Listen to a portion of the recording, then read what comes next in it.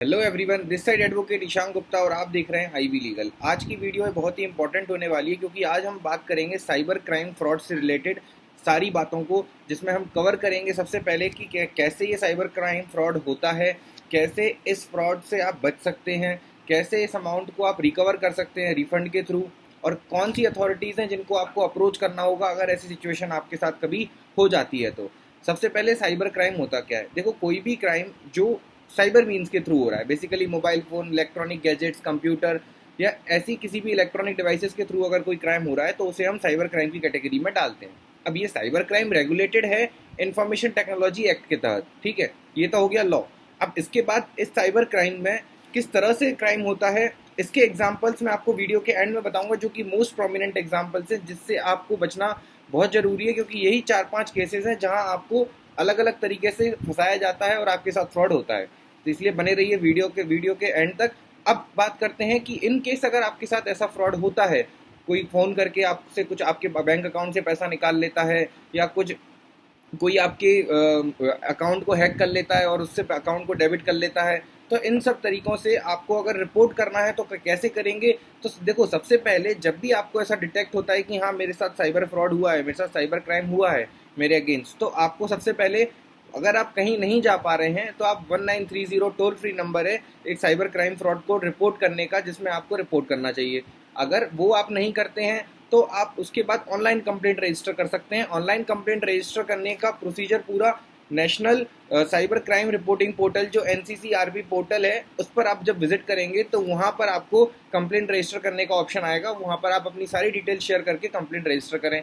अगर वो भी नहीं, ऑनलाइन भी अगर आप नहीं कंफर्टेबल हैं, तो फिर बेस्ट ऑप्शन होता है कि आपकी जो लोकल पुलिस स्टेशन है वहाँ पर जाकर आप अपने नियर बाय पुलिस स्टेशन में साइबर सेल डिपार्टमेंट होता है, उनको जाकर आप अप्रोच करें और वहाँ पर अपनी कंप्लेंट रजिस्टर कराएं। इफ़ इन केस वो कंप्लेंट रजिस्टर नहीं करते हैं तो वो आपको ये बोलेंगे कि आप एप्लीकेशन लिख दो, उस एप्लीकेशन के बेसिस पे हम रजिस्टर कर लेंगे। In any worst case complaint तो उनको रजिस्टर करना ही होती है, वो कंप्लेंट रजिस्टर करेंगे। अब इसके बाद आपका जो एक्स्ट्रा एफर्ट होता है वो लिया जाएगा, वो आपको लेना होगा by approaching the concern bank. अगर मान लो आपका स्टेट बैंक में अकाउंट है, स्टेट बैंक ऑफ इंडिया में, और उससे अगर उस अकाउंट से रिलेटेड अगर आपका कोई साइबर क्राइम फ्रॉड हुआ है, तो आपको सबसे पहले स्टेट बैंक ऑफ इंडिया भी जाना है। उस बैंक की, उस आपकी कंसर्न ब्रांच के पास जाके आपको उनको एक लेटर देना है, वहाँ के ब्रांच मैनेजर को, for asking to stop the transactions, आपके अकाउंट को फ्रीज किया जाए, और आपको बताना है कि इस पर्टिकुलर ट्रांजेक्शन इसके थ्रू मेरे अमाउंट को डेबिट किया गया है, ताकि वो जो जो रिसीवर अकाउंट है उसमें भी अगर उनको फ्रीज करना हो तो वो कर पाएंगे।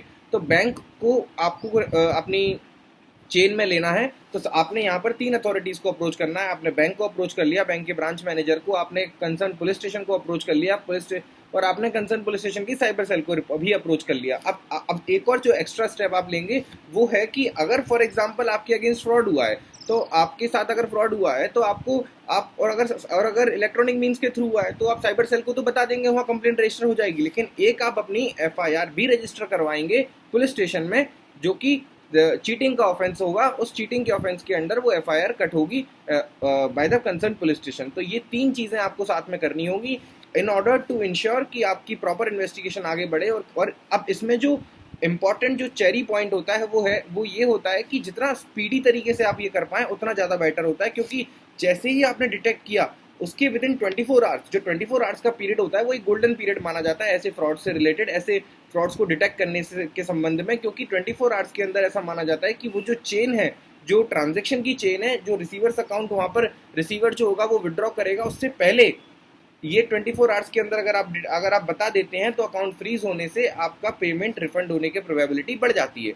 इसीलिए ये 24 आवर्स का जो पीरियड होता है ये बहुत गोल्डन पीरियड माना जाता है। इसलिए इन केसेस में, स्पेशली साइबर क्राइम से रिलेटेड ऑफेंसेस में, you should take action as soon as possible, ठीक है। अब आ जाते हैं हम इसके बाद कुछ टोटल जो हमारे पास 5 एग्जाम्पल हैं जिसके थ्रू देखा गया कि सबसे ज़्यादा साइबर क्राइम इनसे ऐसे होता है। देखो, सबसे पहला है कि जो अभी अभी ये ट्रेंड में चल रहा है कि साइबर क्राइम, मतलब साइबर क्राइम से रिलेटेड ही आपके पास एक नोटिस आएगा, साइबर क्राइम डिपार्टमेंट से आपके पास एक नोटिस आएगा, और वो कैसे आएगा, ईमेल के थ्रू, ईमेल या व्हाट्सएप पे मैसेज पे वो नोटिस आएगा। उस नोटिस में ऐसा लिखा होगा कि आपने साइबर क्राइम में आप इन्वॉल्व हो और इसीलिए अब आपको पेमेंट करना पड़ेगा। अगर आप पेमेंट नहीं करते हो इतने अमाउंट का, तो आपके अगेंस्ट लीगल एक्शन लिए जाएंगे। उसमें बहुत सारी वो धाराएं लिख देंगे जिससे कि आपको डर लगेगा। अब यहाँ पर पॉइंट ये है कि साइबर क्राइम का ही एक नोटिस वो फेक आपको बना के भेज देंगे। आपको लगेगा कि ये तो साक्षात साइबर क्राइम का ही नोटिस है, इसमें मैं किसको रिपोर्ट करूँ। नहीं, वो एक्चुअल में फेक होता है। उसको आपको वेरीफाई करना होगा कंसर्न पुलिस स्टेशन जाके, वहाँ पर लोकली आपको फिजिकली ले जाके उसको वेरीफाई करना होगा। क्योंकि अगर जब भी वो नोटिस भेजेंगे ना साइबर क्राइम डिपार्टमेंट, तो आपको पोस्टल एड्रेस पर भेजेंगे। ठीक है, उसकी कॉपी वो भले ही मेल भेज सकते हैं, लेकिन वो पोस्टल एड्रेस पर भी आएगा। उसका जो ओरिजिनल स्टैंप सब कुछ लगा होगा, उस पर सील स्टैंप सब होगा। जो ईमेल के थ्रू या जो व्हाट्सएप पे आते हैं, उसमें हाई प्रोबेबिलिटी होती है कि वो साइबर क्राइम के नोटिस खुद अपने आप में फेक हो। ठीक है, वो नोटिस करके आपको डरा देंगे कि आप साइबर क्राइम, आपकी डिटेल साइबर क्राइम में पाई गई हैं और आपने किसी के साथ फ्रॉड किया है, जबकि आपने ऐसा कुछ नहीं किया होगा, लेकिन आपको डराया जाएगा और आप उस नोटिस से डर के आप पेमेंट उनको ट्रांसफर कर देंगे। तो ये भी आपके साथ फ्रॉड हो गया। साइबर, आपको लगेगा कि साइबर क्राइम ने फ्रॉड कर दिया, लेकिन पॉइंट ये है कि यहाँ पर अगर ऐसा कुछ नोटिस आता है तो सबसे पहले आपको फिजिकली जाके वेरीफाई करवाना है कि क्या ये नोटिस जेन्युइन है। अगर जेन्युइन होगा तो फिर आपको उसके अगेंस्ट एक्शन लेना पड़ेगा, और अगर नहीं होगा तो बात खत्म हो जाती है। फिर आपको उसमें ट्रैप में नहीं फंसना है, आपको एक्शन लेना है, फिजिकली जाके वेरीफाई कराना है।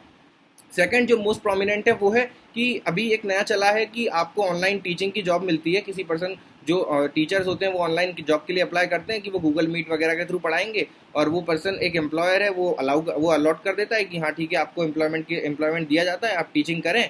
और जब वो गूगल मीट के थ्रू कनेक्ट करता है उनको, तो उसके अकाउंट में कुछ ऐसे मैसेजेस भेजे जाते हैं जो कि उसकी गूगल मीटिंग के टाइम पे उसने अपनी स्क्रीन शेयर करी होती है। और स्क्रीन शेयर करने पर उसकी जो लैपटॉप में जो भी OTP वगैरह आते हैं, वो सारे OTP उसको मिल जाते हैं, और इस तरह से अकाउंट से फ्रॉड हो जाता है, अकाउंट से सारा अमाउंट डेबिट हो जाता है। ठीक है, एक ही दूसरा ये मोस्ट प्रोमिनेंट है। उसके बाद थर्ड है कि जो फ्रीलांसर जो होते हैं, वो उसमें आप टेलीग्राम वगैरह पे, व्हाट्सएप पे बहुत सारे मैसेजेस आते हैं, hello hi how are you, और फिर उसके बाद वो अपना वो प्रपोजल रखते हैं कि आप हमको पहले 500 रुपये दो, फिर हम आपको एक जॉब देंगे, टास्क देंगे, वो टास्क कंप्लीट करोगे तो फिर हम आपको उस टास्क का 1000-2000 रुपये वीकली बेसिस पे देते रहेंगे, पर एडवांस अमाउंट आपको 500 देना पड़ेगा। आप जैसे ही एडवांस अमाउंट देते हो, उसके बाद आपसे आप वो टास्क भी करवाते हैं, आप टास्क भी करते हो, उसके बाद पेमेंट नहीं मिलता, पार्टी गायब हो जाती है। ये आपके साथ फ्रॉड हो गया। ये थर्ड हो गया फ्रीलांसर्स के लिए, ये बहुत ज़्यादा इंपॉर्टेंट है। फिर उसके बाद फोर्थ आता है कि एस्ट्रोलॉजी वाला। अब एस्ट्रोलॉजी में क्या होता है कि मतलब वो आपको, अब किसी भी एक रैंडम पर्सन ने अपना एस्ट्रोलॉजी का एक वेबसाइट बना ली है। ठीक है, एस्ट्रोलॉजी की वेबसाइट बना के आपको वो लालच दे दिया है कि फर्स्ट चैट फ्री है।